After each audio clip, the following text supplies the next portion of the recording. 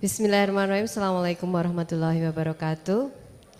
Saya Wiwi dari Subkor Organisasi dan Kepegawaian Dinas Pendidikan Kota Surakarta. Yang saya mau tanyakan adalah, yang pertama adalah untuk tenaga nakes, karena kami memiliki UPT PLDPI. Ya, di dalam lowongan atau seleksi untuk nakes itu ada administrator kesehatan ahli pertama. Nah, kemudian untuk kualifikasi pendidikannya itu sesuai SE Dirjen Tenaga Kesehatan Kemenkes nomor PT 0103 F570 224. Nah, yang kami tanyakan adalah kalau misalnya psikologi, karena kami memiliki psikolog, itu apakah bisa mengikuti seleksi di administrator kesehatan ini? Karena yang satu adalah S1 Psikologi dan Profesi, kemudian yang satunya adalah MAPRO atau S2 Magister Profesi Psikologi. Kemudian yang kedua pertanyaannya, kalau misalnya di seleksi teknis itu kami memiliki beberapa kualifikasi pendidikan yang hampir sama dengan lowongan atau formasi yang disediakan. Misalnya di dalam formasi itu ada ilmu komputer, sedangkan kami memiliki TKPK Sistem Komputer, S1 Sistem Komputer. Apakah itu bisa mendaftar? Kemudian misalnya teknologi informasi, padahal di kami itu memiliki S1 Teknik Informatika. Nah, itu apakah bisa atau tidak? Kemudian yang pertanyaan yang ketiga adalah TKPK kami itu ada yang usianya 57 tahun di bulan Mei kemarin di THK 2 beliau. Nah, itu apakah masih bisa mendaftar?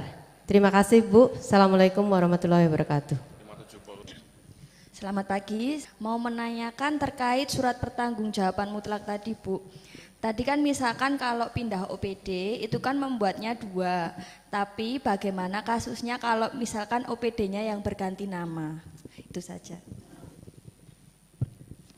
Selamat pagi Bu, saya dari Al-Munawar dari Dinas Ketahanan Pangan. Mewakili teman-teman kami yang DKPK, kami menghimpun beberapa pertanyaan yang bisa saya sampaikan di sini. Untuk pertanyaan yang pertama, untuk yang surat SPTJM pengalaman kerja, di situ diterangkan ada beberapa rincian tugas, toh Bu. Nah, itu apakah ditulis dari tahun, katakanlah pertama bekerja pada pramu, tahun kedua pengadministrasi, tahun ketiga pengelola data informasi, apakah itu harus ditulis satu-satu gitu atau salah satu aja yang dilamar? Untuk yang kedua, ini di dinas kami ada nama ijazah dan nama KTP itu berbeda. Itu yang dipakai yang ijazah atau yang KTP. Sekian Bu, terima kasih. Yang pertama tadi untuk kaitannya dengan kualifikasi pendidikan yang di PLDPI, memang ada beberapa nama jabatan untuk nakes. Prinsip di seleksi P3K ini kan adalah kesesuaian pendidikan dengan pengalaman. Nah, kalau dua hal itu terpenuhi dan pendidikan khususnya untuk nakes itu memang sesuai SE Dirjen tersendiri. Kalau memang itu sudah sesuai, pengalamannya sesuai, itu silakan mendaftar. Silakan mendaftar dengan formasi yang ada disesuaikan dengan pengalamannya. Kalau memang itu relevan. Kemudian tadi terkait usia yang 57, itu kalau dari aturan itu memang disampaikan maksimal adalah usia 57 tahun. Jadi dan untuk kontrak, itu kontraknya bisa 1 tahun, minimal itu 1 tahun. Hanya saja karena ini terkait usia itu nanti kan sistem ya. Jadi kalau nanti beliaunya itu berhasil mendaftar, membuat akun, tidak tertolak by sistem, karena biasanya dari sisi usia itu sudah difilter oleh sistem. Kalau tidak tertolak by sistem, artinya dia bisa mendaftar, hanya saja nanti kontraknya tidak bisa 5 tahun, hanya bisa 1 tahun. 1 tahunnya ini misalnya nanti 58-nya jatuh di tengah-tengah, karena kan maksimal itu usia 58 tahun ya, 58 tahun di tengah-tengah tahun itu bisa dilanjutkan sampai dengan akhir kontrak Desember. Setahu kami seperti itu, tapi ya itu tadi tergantung nanti dari sistemnya seperti apa, tertolak atau tidak. Sudah ya.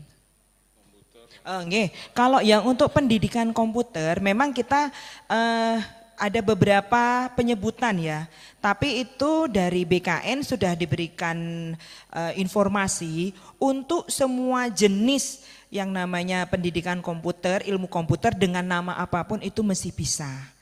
Meskipun mungkin hanya menyebut teknik informatika saja, itu berarti sistem informasi bisa, manajemen bisa, ilmu komputer bisa, intinya mesti dalam rumpun ilmu komputer, itu mesti bisa.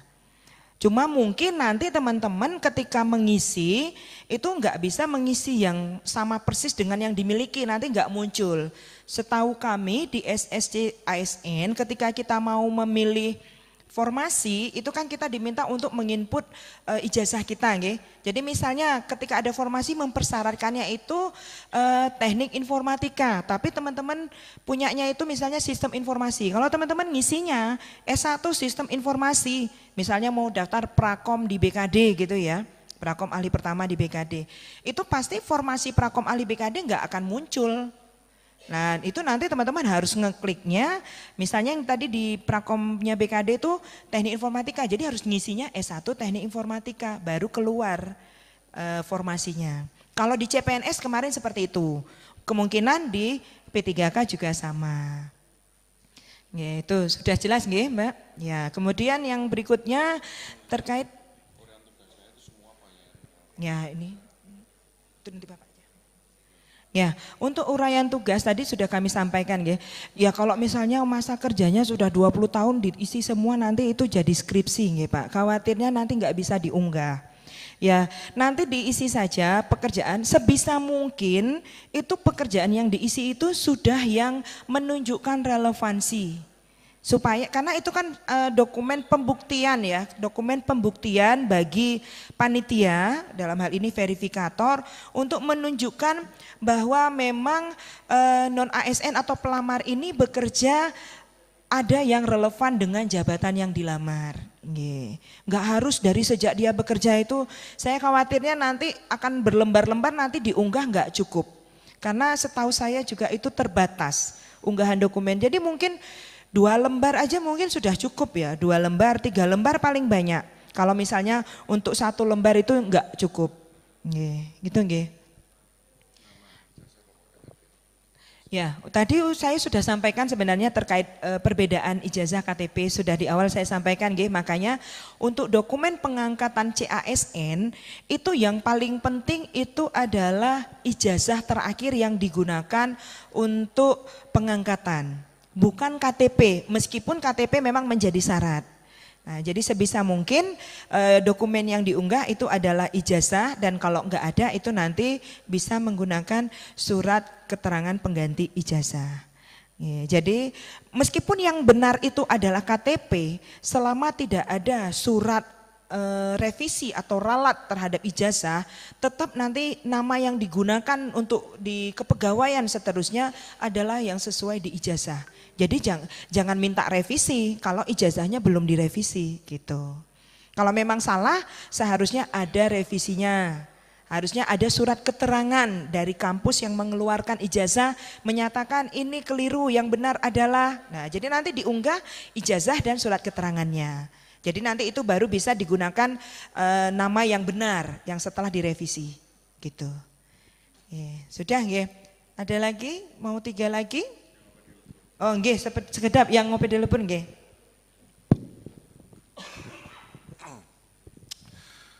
Terima kasih. Assalamualaikum warahmatullahi wabarakatuh. Selamat siang, salam sejahtera untuk kita semuanya. Terima kasih. Saya mohon pesan teman-teman semuanya yang ada di sini, tolong informasi ini sampaikan secara detail kepada teman-teman yang lain yang ada di OPD, sekaligus juga yang mengikuti melalui daring. Harapan kami semuanya mendapatkan informasi yang cukup dan utuh. Menegaskan saja yang dimaksudkan dari surat keterangan pengalaman tugas. Sekali, surat keterangan pengalaman tugas. Pengalaman jabatan. Paham? pengalaman tugas. Tugas itu adalah aktivitas.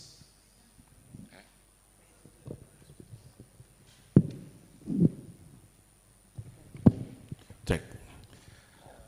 Jadi tugas itu adalah aktivitas yang dikerjakan, ya, secara nyata untuk melaksanakan tugas, baik yang itu merupakan bagian dari lingkup jabatan, karena di kontrak itu ada namanya pengangkatan jabatan, ya, tugas jabatan, atau berdasarkan perintah dari pimpinan, itu namanya pengalaman tugas, bukan pengalaman jabatan. Nek pengalaman jabatan itu dia ditempatkan di mana saja, dulu penjaga sekolah, sekarang pramubakti, sekarang petugas keamanan, itu namanya jabatan. Tapi kalau kemudian di dalam proses menjalankan jabatan itu ada penugasan-penugasan yang menjadi bagian dari ruang lingkup jabatan atau perintah tugas yang lain, itu disebut sebagai pengalaman. Kenapa? Karena dilakukan. Kalau tidak dilakukan, jangan mengakui itu sebagai pengalaman.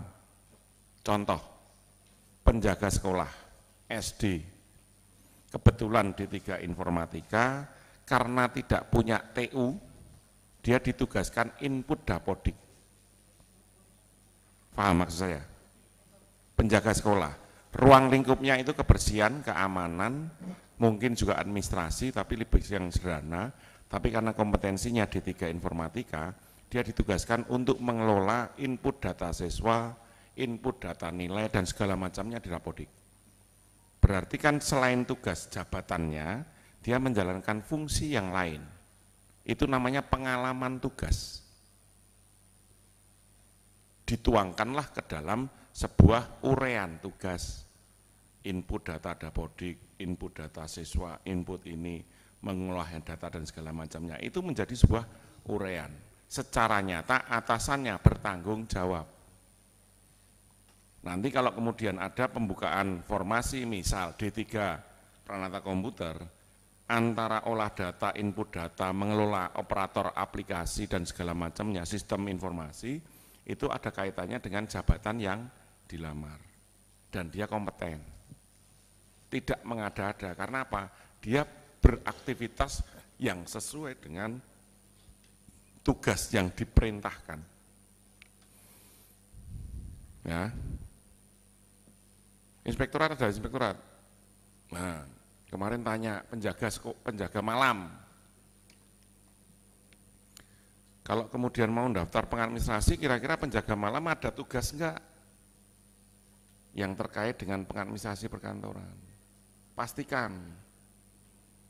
Karena kalau kemudian tidak melakukan itu mengada-ada. Tapi kalau dia melakukan berarti dia harus bisa memberikan penjelasan tugas administrasi apa yang dilakukan. Itu gunanya surat pertanggungjawaban mutlak. Kalau tidak mengerjakan tidak usah mengada-ada. Tapi kalau dia mengerjakan itu yang harus dituliskan. Jadi relevansi itu sebenarnya bukan pada substansi jabatannya, tapi apa yang dikerjakan. Kita mengukur kompetensi seseorang itu satu dari kualifikasi pendidikan, dua pengalaman tugas. Pengalaman tugas itu aktivitas yang dikerjakan untuk menyelesaikan pekerjaan. Berarti kalau dia walaupun jabatannya lain, tapi dia melaksanakan tugas yang lain, itu kita anggap punya kompetensi untuk menjalankan tugas. Yang terakhir adalah pelatihan.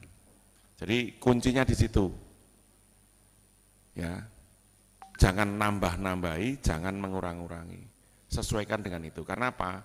Atasan yang nanti diminta untuk mengesahkan, itu pastinya akan memastikan bahwa apa yang panjenengan kerjakan itu sesuai dengan apa yang ditulis. Ya. Sesuai dengan kemampuan yang panjenengan lakukan. Kalau kemudian atasannya menolak, ya itu hak. Karena apa? Secara pemahaman, kalau memang itu enggak dikerjakan, ya memang tidak harusnya dinyatakan karena ada pertanggungjawaban. Jadi sekali lagi terkait dengan relevansi, kami tidak saklek mengunci di proses jabatan, karena saya paham ada beberapa kondisi seseorang itu melaksanakan tugas di luar jabatannya, tapi itu harus dinyatakan dengan sah oleh pimpinan. Ya. Bagian dari mengukur kompetensi adalah seseorang punya pengalaman untuk melaksanakan tugas tertentu, sehingga ketika nanti ditempatkan di OPD yang lain, dia punya kompetensi untuk menjalankan tugasnya.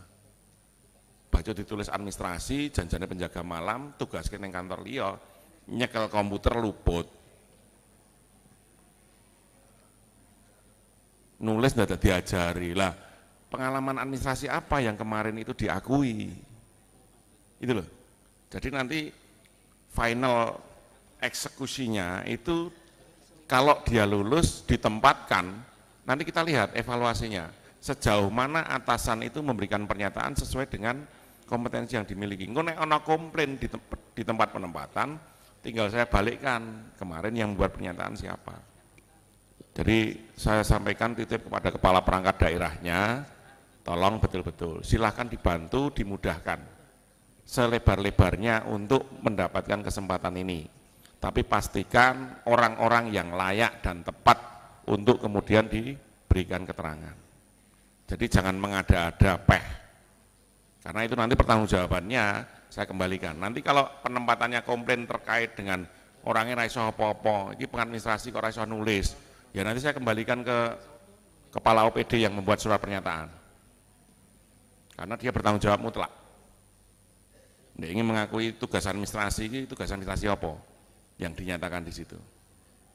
Ya, jadi ini pertanggungjawabannya seperti itu.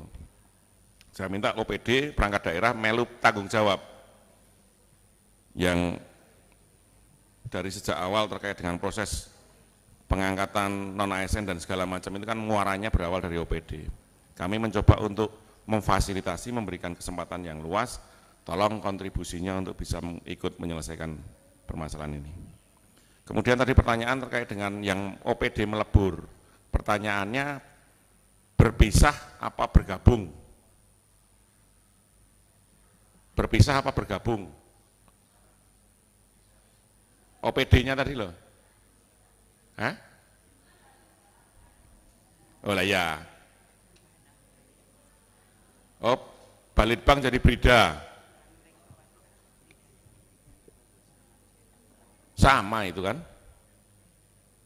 sama kan, Balitbang jadi Brida. Nah itu kan fungsi yang sama, dinyatakan oleh para pimpinannya sekarang kan boleh. Satu saja cukup, iya. Itu kan satu OPD yang berubah nomenklatur kan, iya.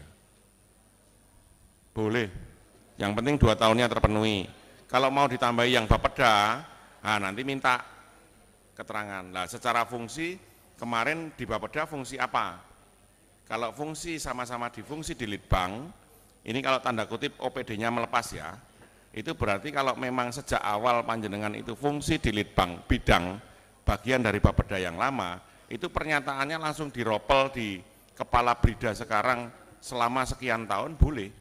Karena itu adalah pemekaran fungsi yang tadinya bergabung dalam satu OPD, sekarang kemudian pecah menjadi 2 OPD yang kemudian fungsi yang saat ini atau yang dulu panjenengan kerjakan sampai dengan saat ini itu melekat pada OPD yang baru dengan nama yang baru.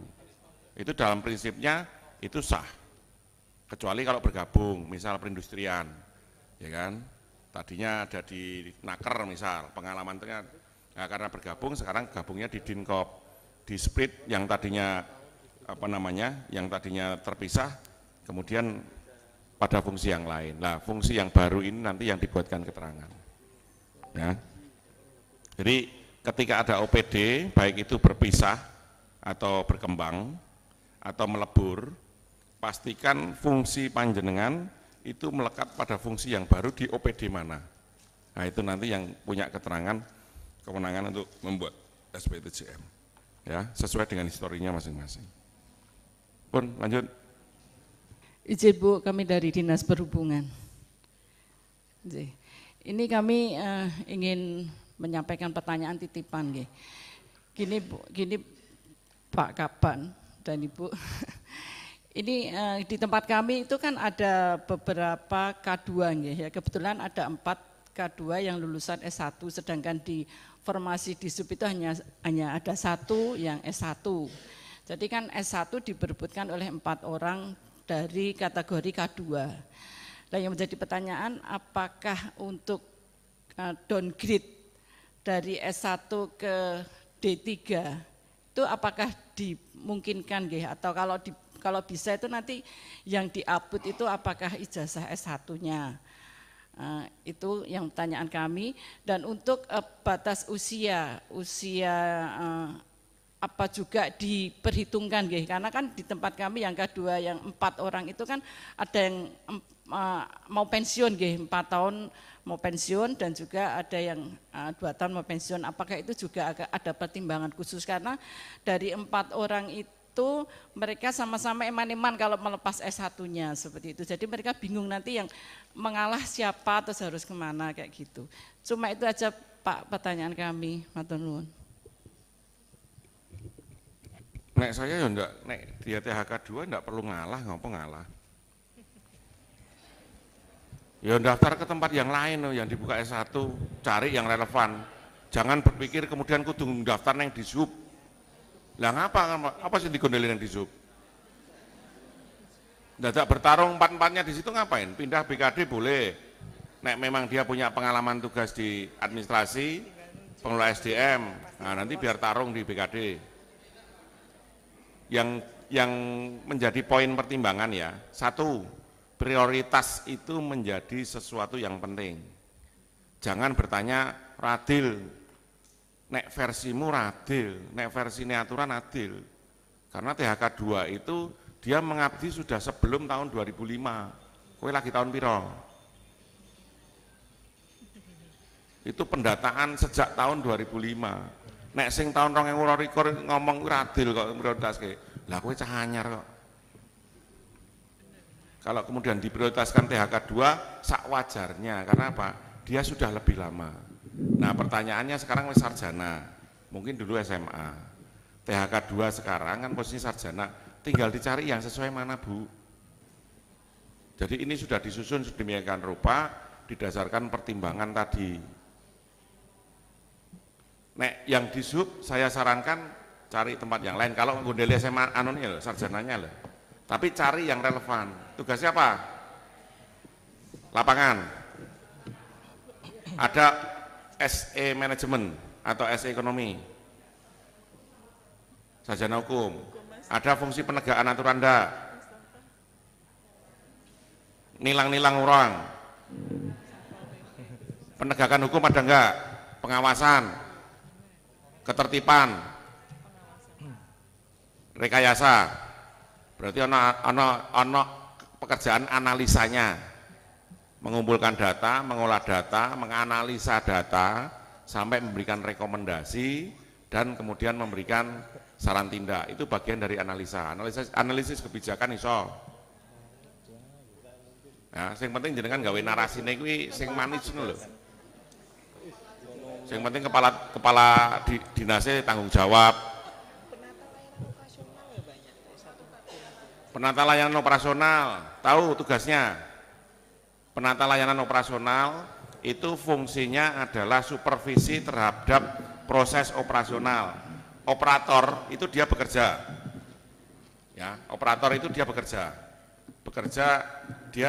Dia merujuk pada standar operasional prosedur tertentu. Misal pakai alat khusus, atau dia mematuhi rangkaian proses bisnis atau aturan pekerjaan tertentu, rangkaian pekerjaan tertentu. Itu operator. Naik sedikit, mandore, ya mandore, itu namanya pengelola layanan operasional. Yang misal ya, sapu itu operator layanan operasional. Mandore di atasnya 1 regu, itu pengelola layanan operasional. Nek sing penata itu sudah melakukan kajian, oh ini kebersihannya kurang ini, evaluasinya kurang ini. Penata layanan operasional itu sudah pada taraf yang kajian, analisa, evaluasi, rekomendasi sampai perbaikan. Tahu ya, kenapa kemudian stratanya operator, pengelola, penata. Itu pendidikannya dari SMA, D3 sampai S1. Levelnya beda. Nek saya sarankan mumpung THK 2 cari tempat yang lain. Lah ngopo rebutan yang kono wong liyane oke. Ono penata layanan operasional, misal kalau dia itu kepala regu, pengawasan atau rekayasa lalu lintas. Nanti bisa ikut ke analis kebijakan kalau dia terkait dengan penyusunan kebijakan rekayasa lalu lintas. Dia terlibat di mana? Analis kebijakannya. Ya. Jadi kemarin saya memberikan 2 hal. Untuk pekerjaan relevansi itu bisa dari dimensi proses. Dimensi proses bekerjanya, ada dimensi yang substansi teknis. Kalau dia itu terlibat di dalam proses untuk menyusun kebijakan, karena dia itu bisa masuk ke analis kebijakan. Dari mulai mengumpulkan data, memberikan rekomendasi, kajian telaah. Itu proses bekerjanya. Substansi tesisnya itu yang ruang lingkup di sub. Nek saya, dia bisa masuk ke di sub itu sendiri sebagai analis kebijakan, dia bisa juga analis kebijakan di tempat yang lain. Sepanjang dia mengikuti proses pekerjaan seorang analis. Gitu nggih? Boleh ngelamar di tempat yang lain. Downgrade ya boleh, downgrade ya boleh ya. Boleh Pak, tadi udah saya sampaikan downgrade itu sebenarnya pilihan terakhir kalau memang betul-betul tidak ada kesesuaian formasi maupun pengalaman. Dan kami sampaikan juga Bu, memang kalau untuk satu formasi itu urutannya misalnya ada yang tadi Bu sampaikan ya, jadi ada 4 orang dalam dia mendaftar di satu formasi, itu sistem itu akan melihat nilai yang tertinggi dulu. Jadi nilai tertinggi dulu mana itu yang kalau formasinya 1. Tapi tadi sudah disampaikan Pak Kaban nggih, lah kenapa harus ngumpul di satu tempat. Nah, selama di formasi yang lain ada yang sesuai ya silakan. Ini sebenarnya golden ticket ya untuk THK 2.